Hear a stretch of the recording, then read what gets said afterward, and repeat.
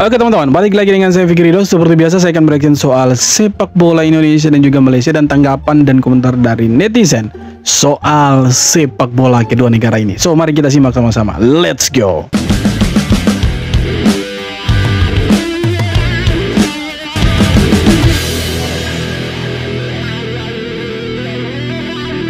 Macam mana weh? Perlu ke kita nak bawa kes 7 player warisan ni dengan FAM punya kantornya ke rayuan KAS? Satu-satu FIFA dah bongkar tau. Yang paling menyedihkan, salah seorang player yang terlibat tu kantoi babe. Masa interview dengan FIFA tersasyul.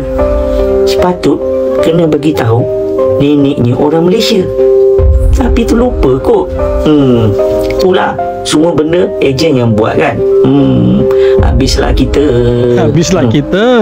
Sebelah sana tengah tergelak-gelakkan, tergolek-golek kot. Apa nak buat? Macam mana? Yang lucunya salah satu pemainnya mereka yang mereka naturalisasi, Gabriel Palmero kah kalau saya tidak salah namanya, yang dari Spanyol itu dia bilang neneknya itu lahir di Malaysia. Tapi setelah ditanya lagi, sorry, salah saya, neneknya itu dari Spanyol katanya. Dan kakeknya itu dari Venezuela kalau saya tidak salah. Artinya kan jawabannya itu tidak konsisten. Nah dari jawaban-jawaban inilah yang membuat FIFA semakin curiga. Loh, kalau benar-benar dia punya garis keturunan Malaysia dan kakek atau neneknya lahir di Malaysia, tidak mungkin dia bingung ketika menjawab pertanyaan dari FIFA. Iya kan, kalau kita mau berpikir secara logika berpikir dengan akal sehat, kalau memang dia punya kakek nenek orang Malaysia, tidak mungkin dia bingung mau jawab begitu. Karena dia punya kakek nenek bukan orang Malaysia dan terkesan dipaksakan dan dipalsukan, makanya dia bingung. Nah sekarang lucunya Malaysia ini sudah salah, mereka ngotot loh. Mereka ngotot mau bawa mereka punya kasus ini ke sidang CAS. Padahal mereka tahu kalau mereka tidak punya cukup bukti, tapi mereka ngotot begitu supaya bisa membuktikan bahwa pemain-pemain ini memang punya garis keturunan Malaysia gitu. Padahal sebenarnya ya sudah dibuktikan sama FIFA satu persatu, dibongkar dokumen-dokumen yang mereka palsukan dan yang asli itu diperlihatkan bahwa ini loh yang asli dan ini loh yang palsu yang dibuat sama Malaysia. Yang asli itu pemain-pemainnya ini tidak pernah lahir di Malaysia, kakek neneknya, dan bukan orang Malaysia. Nah yang dipalsukan sama Malaysia kakek neneknya ada yang lahir di Penang lah, ada yang di Kuching lah, ada yang di Sarawak lah. Padahal itu perbuatannya oknum-oknum tertentu di FAM. Mungkin ada permainan-permainan mafia juga, kita tidak tahu. Tapi ya yang pasti ketika hal ini terjadi, bisa saja ada keterlibatan dari orang-orang FAM itu, karena kan mereka yang buat, kan begitu. Nah kalau mereka ngotot ke sidang CAS, pertanyaannya mereka yakin tidak menang di sana. Kalau kalah selesailah mereka. Euforia Malaysia lagi tinggi-tingginya setelah menang tipis 1-0 lawan Nepal dan mencatat rekor sempurna di tahun 2025 tanpa kekalahan. Tapi di balik itu semua, ada bom waktu yang terus berdetak setelah FIFA menolak banding FAM terkait skandal naturalisasi ilegal. Posisi Malaysia sekarang benar-benar di ujung jurang. Nah, saat awak media nanya ke pelatih timnas Malaysia Peter Cech Lamovsky terkait skandal naturalisasi ilegal mereka, Pak Peter auto mendadak pucat dan kaku. Dia cuma bilang, saya bangga dengan para pemain, mohon percaya pada proses yang sedang kita bangun. Udah berhenti di situ. Pertanyaan soal skandal lewat semua. Peter ngerasa kalau sampai keceplosan, abis tuh digoreng selama seminggu. Yang makin ngeri, FAM masih jadi batu buat bawa kasus ini ke CAS. Kalau itu kejadian, Malaysia berpotensi diulti FIFA. Hukuman bisa jadi jauh lebih berat dari sekadar pencoretan pemain ataupun materi. Mereka bisa masuk jurang paling dalam sejarah sepak bola. Dengan kata lain, kalau mereka dibebukan FIFA dan diblokir buat naturalisasi, maka selesai sudah alkisah ini. Ya bisa jadi juga orang-orang yang palsukan dokumen ini dipenjara juga. Karena kalau saya tidak salah baca ada tulisan tim investigasi FIFA itu menyebutkan bahwa yang dilakukan sama orang-orang Malaysia ini itu salah satu pelanggaran berat dan harus ditindak. Dan itu termasuk dalam tindakan pidana. Jadi mereka sewaktu-waktu bisa dipenjara karena melakukan pemalsuan dokumen. Dan pemalsuan dokumen untuk beberapa negara di dunia ini, salah satunya Malaysia, Spanyol, Brasil, Argentina, dan Belanda. 5 negara ini pemalsuan dokumen termasuk dalam tindakan pidana. Jadi FIFA bisa menggandeng polisi-polisi di negara yang ada ini untuk mengusut pemalsuan dokumen ini. Nah, kalau misalkan mereka si Malaysia ini tidak mampu membuktikan bahwa mereka benar-benar memang pegang dokumen asli, bahaya mereka. Selain bisa dipidana, ya sepak bola mereka akan carut marut dan terancam tidak akan ikut di Piala Asia. Pertanyaannya, Indonesia ikut tidak? Jelas ikut dong. Ini king, ini harus diakui, ini king. King sudah punya tempat di sana itu, tidak perlu kualifikasi capek-capek. Indonesia pernah punya salah satu pertandingan paling menegangkan dalam sejarah.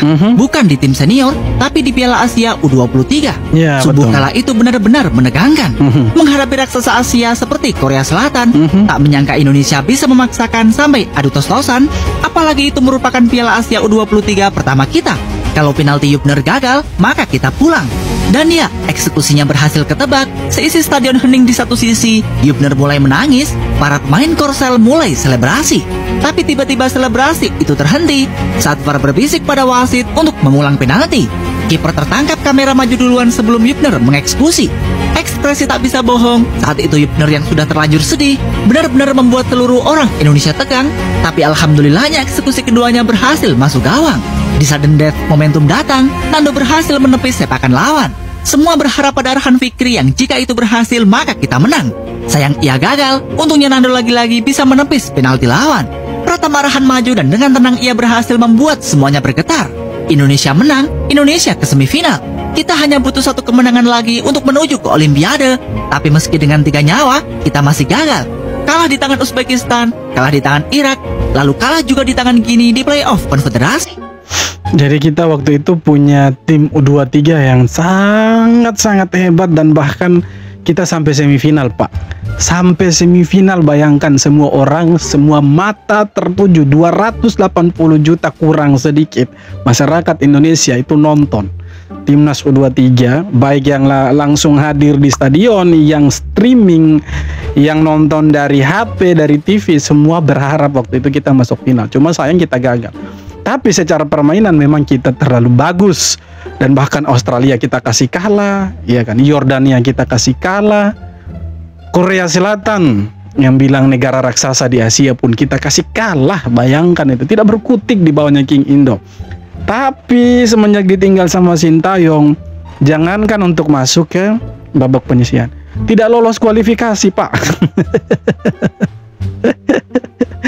Dan sekarang siapa yang mau disalahkan, ya kan? Kalau kita mau salahkan, sebenarnya tidak penting sih salah menyalahkan, tetapi siapa yang harus bertanggung jawab itu penting. Yang paling bertanggung jawab bukan Gerald van den Berg. Yang paling bertanggung jawab itu PSSI selaku federasi. Kenapa? Karena mereka yang memecat pelatih yang membawa timnas kita itu bagus sebagus-bagusnya. Jadi yang paling bertanggung jawab ya mereka. Cuma ya pejabat di Konoha ini memang kalau sudah ada ya chaos, ya mereka saling mempertanggung jawab dan akhirnya kata terakhir cuma minta maaf. Itulah pejabat-pejabat di apa? Di Konoha. Di Konoha, ingat loh, Konoha. Supporter murka ketika ada yang bilang soal jasanya membuka jalan supporter buat koreo di stadion. Jadi ada pernyataan yang ramai beredar di media sosial, wawancara Arya Sinulinga. Saya ini yang berjuang biar spanduk supporter bisa masuk stadion, makanya saya ini yang berjuang biar spanduk dalam tanda kurung supporter bisa masuk stadion. Makanya sekarang kita bisa menikmati koreo-koreo itu. Jadi artinya Pak Arya yang berjuang mati-matian supaya spanduk-spanduk itu, koreo-koreo itu bisa terpasang gagah di Stadion GBK. Terima kasih Pak Arya, tapi kita dengar dulu, lanjut. Nah, sekarang kita bisa menikmati koreo-koreo itu. Dan ini langsung juga dikritisi oleh supporter Indonesia. Jika kewajiban dianggap sebuah prestasi, maka mundurlah kalian dari PSSI. Haus validasi, jangan bawa karya kami.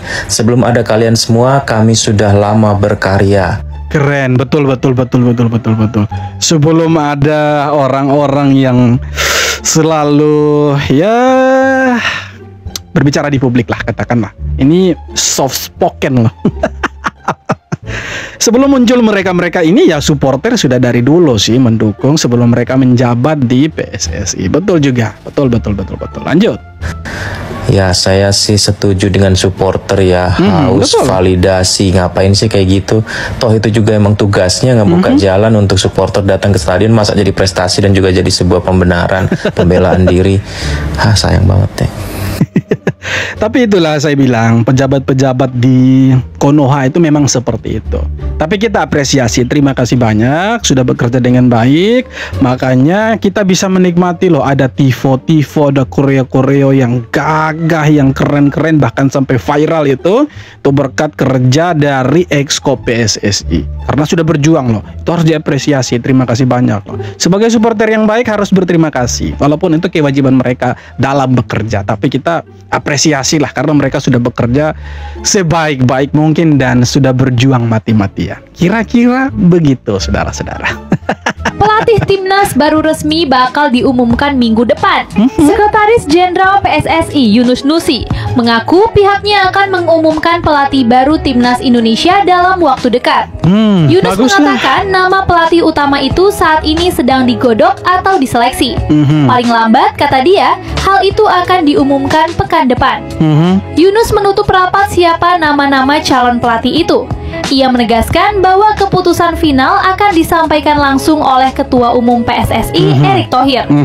Di akhir, Yunus mengatakan PSSI sendiri tak punya timeline pasti soal penunjukan pelatih baru, sebab pihaknya masih melakukan lobby-lobby dan komunikasi dengan para kandidat.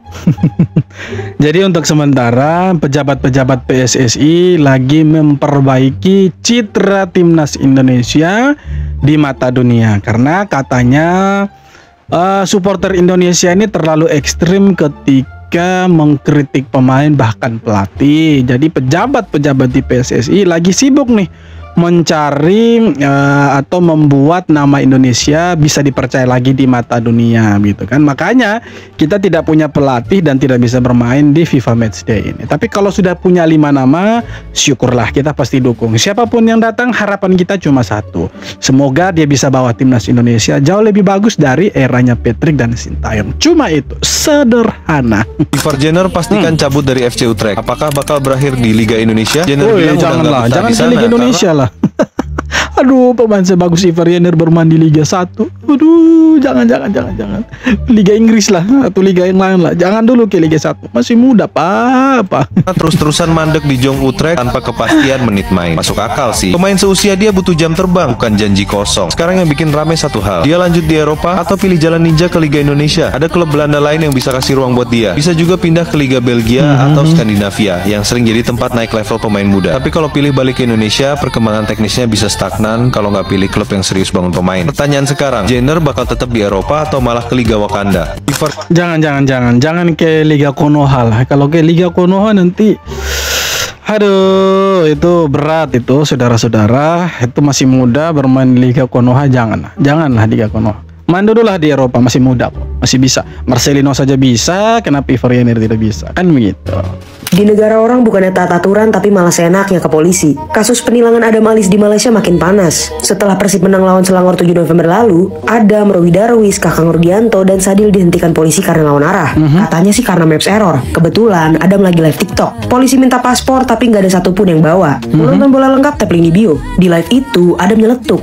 Polisi Upin Ipin rusuh kali. Padahal kalau di Indonesia tinggal buka kaca udah lanjut jalan. Lalu dia bisik Robi, bilang aja King Persib. Robi akhirnya nunjukin kartu TNI. Di live lain, Adam bilang polisinya sebelumnya belum tahu kalau Robi tentara dan Kakang polisi. Dan setelah tahu, dia bilang langsung sok baik polisinya, padahal dia udah mau minta uang itu. Ucapan arogan ini bikin Malaysia dan Indonesia geram. Padahal polisi cuma kerja dan gak ada bukti kalau mereka mau minta uang. Emangnya kalau Robi sama Kakang anggota terus boleh bebas enaknya? Kini warga Malaysia mendesak Kementerian Dalam Negeri ambil tindakan tegas. Kasus ini diselidiki berdasarkan pasal 504 Kitab Undang-Undang Hukum Pidana atau KUHP Malaysia. Oh, rame ini gara-gara polisi Malaysia tahan pemain-pemain Persib ini. Tapi semoga terselesaikan lah dan bisa ya damai lah. Biasalah hal kecil itu tapi dibesar-besarkan. Oke teman-teman, jadi itu dia beberapa video tanggapan dan komentar dari netizen soal sepak bola tanah air Indonesia dan juga sepak bola Malaysia, yang mana Indonesia tidak bermain di FIFA Matchday dan kita punya peringkat FIFA turun, dan Malaysia bermain di kualifikasi Piala Asia dan sekarang mereka ada di peringkat 116 dunia. Keren lah, salah satu prestasi lah mungkin untuk mereka ya, tetapi tidak dengan skandal pemain naturalisasi mereka, di mana mereka menaturalisasi pemain yang bukan pemain mereka, atau katakanlah pemain dari negara lain diklaim sama mereka. Ya kalau soal claim ya memang Malaysia rajanya lah. Mereka hobi itu kalau soal klaim. Tapi yang pasti perbuatan mereka ini tidak sesuai dengan regulasi FIFA, tidak sesuai dengan aturan FIFA, kemana ada aturan-aturan yang harus sebenarnya dipenuhi dan diikuti rules-nya itu oleh negara-negara yang mau naturalisasi pemain, tidak terkecuali Indonesia. Tapi sejauh ini kalau mau dilihat, Indonesia tidak pernah melakukan kesalahan atau melakukan naturalisasi pemain-pemain yang bukan yang bukan orang Indonesia atau salah satu keluarganya orang Indonesia. Pernah sih, tapi Indonesia itu naturalisasi pemain yang memang pemainnya sudah tinggal lama di Indonesia, lebih dari 5 tahun, dan itu memang dibolehkan sama FIFA, termasuk dalam regulasi FIFA. Nah, kalau Malaysia ini pihak kakek neneknya pun tidak pernah lahir di Malaysia, pemain-pemainnya pun tidak pernah tinggal di Malaysia. Nah, tiba-tiba dia jadi orang Malaysia, dan bahkan naturalisasinya pun terbilang ya sangat-sangat tertutup. Beda dengan Indonesia yang sangat-sangat transparan. Indonesia itu kan harus ada sidang di DPR, kemudian ada harus persetujuan dari presiden, belum lagi nanti dari Kemenkumham. Jadi memang panjanglah prosesnya, tapi jelas arah tujuannya itu naturalisasi itu jelas. Nah, kalau Malaysia beda, sudah tidak transparan. Pemain-pemain yang dinaturalisasi pun bukan orang Malaysia, siluman entah dari mana yang dinaturalisasi. Ya sudah salah ngotot lagi mereka mau ke sidang CAS. Ya semoga mereka bisa punya bukti lah di sidang CAS supaya bisa memenangkan sidang nantinya. Kalau tidak ya wassalam, selamat tinggal mereka. Oke, jadi tidak beberapa video tanggapan komentar dari netizen, dan seperti apa tanggapan kalian silahkan tulis kolom komentar. Kita jumpa lagi di video-video berikutnya. Thank you bro, terima kasih.